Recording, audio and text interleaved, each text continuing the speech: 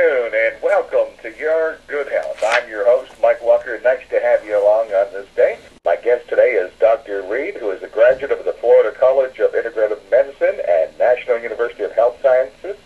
He holds the degree of a naturopathic medical doctor and is practicing board-certified chiropractic orthopedist. In addition to maintaining a private practice, Dr. Reed serves as co-founder and media spokesperson for Ultra Green Products, manufacturers of organic nutritional and weight loss supplements and other state-of-the-art nutraceutical products as well. And Dr. Reed has appeared on hundreds of radio and TV shows across the land, and we are fortunate to have him with us today. Good afternoon, Dr. Reed. Good afternoon. Nice to have you along. Good to be here. Now, what part of Florida? We're right here in Clearwater. Sunny Clearwater. Okay, I was just actually straight across from you for many years in Vero Beach. Mm-hmm. On the east side, so welcome in. Well, thank you. You know, one of the biggest things that we had a gentleman on here, you probably know, he lost a lot of weight, was Jared of Subway, and he's campaigning across the land, of course, to get kids away from the computers, the video games, the TV, and things like that. I see that you are a very pro that as well, that, you know, you don't want to watch too much TV.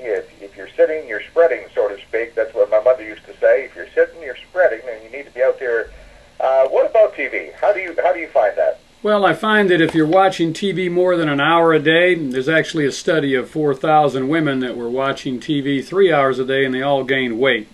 Let's, look at practicality here. If you're sitting, eating TV, frankly, what do most people do while they watch TV? They eat. Yep. And they aren't moving. So if they aren't moving, they aren't burning glucose, the excess sugar in the body and the fats they're eating, they're going to turn into fat. They're going to be stored as fat. So if you want to lose weight, let's get practical. Get up and walk around. Don't sit there in front of that TV. And I don't know if that, has a lot to do with it, but I do notice you'll see some women who do not have, like, big arms. They're not, heavy weight around the waist area or the face area, yet they carry it all in the derriere and the hips. Is that, part of it from sitting? Well, part of it's from sitting, but part of it's just from the fact that certain people distribute weight differently, their metabolic rates differently, and people that have a tendency to be fat or obese, many times genetically they're going to put it on around the waist. There are other contributing factors to weight around the waist, and that has to do with this. When you're, I think a little digression here is important for your listeners. First of all, what we've done our research on is we want people to get weight off but keep it off. It's not about losing weight, it's about managing your weight. Some people are, large boned, they're going to be bigger, they aren't going to be a skinny mini. So we aren't about just starving yourself or yo-yo dieting and losing a few pounds. We're about maintaining your weight with a healthy body. And many people now don't do that. They go on starvation diets, yo-yo diets. My goodness, they may lose 50 pounds 4 times over in a year. They start out, lose 10 pounds, gain 12 back.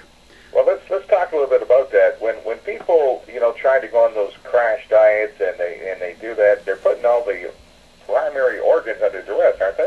Yes, they are. They're absolutely. And one of the main organs that they're putting under duress are the adrenal glands.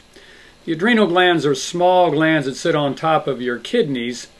And when you starve yourself, by the way, you're starving all 250 trillion cells in your body that require a constant flow of blood glucose for them to do their job.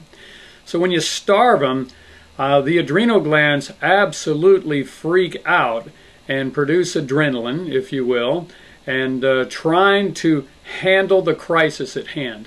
And therefore you stress the adrenal glands, and over time you get adrenal failure. You become very, very fatigued. You develop insomnia. You don't sleep well. You can't remember things. You have fuzzy thinking. And typically you have these carbohydrate cravings. You feel better after you eat. You're looking for those energy drinks. You're looking for those chocolates. You're looking for those donuts. You feel better after a meal, and then you can't sleep at night. So what dysregulation or fluctuations of that blood sugar, remember your body's trying to keep that blood sugar level nice and smooth going to your brain and all your cells. But when it fluctuates, you're in trouble. Well, one of the things I do know as well, that when you try to go, as you mentioned, into that starvation mode, you're doing more than just the duress. I believe also you're now, people wonder, well, my metabolism is slowing down as I get older. Well, when you go in that starvation mode, it's pretty much then working like an IV would, wouldn't it? It's only going to release as fast as what you're going to be able to produce. Exactly, and when you go into that starvation mode, let's just take a look at a bear hibernating in a cave. When he goes into that starvation mode, what does his metabolism do? Shuts down. Shuts down. And that's what happens to people. We find people that are overweight or obese, their metabolism shuts down drastically, and you need to generate heat to burn fat. And one of the major issues here, and that's our research, if you don't maintain your blood sugar within normal ranges, that excess blood sugar will turn to fat. It's going to be stored as fat. But in reality, when most people get really hungry, they don't have to go out and kill something. They don't have to go fishing. They don't have to dig a field. They don't have to pick something off of a tree. They simply reach into their desk drawer, reach into their pocket, go to the local convenience store, drive to the drive-up for the junk food, and they typically are really hungry. Those centers in their brain have fired off. They eat more than they need, and it's usually a cheap carbohydrate, and the excess goes on as fat, creating more fat cells that also are hungry and also send messages to the brain. They turn around and eat a little more fat, and that's how, as you say, over years, people just gain more and more weight. They become more and more fatigued, and they burn less fat. And we have a nation now that more people, frankly, are obese than are overweight.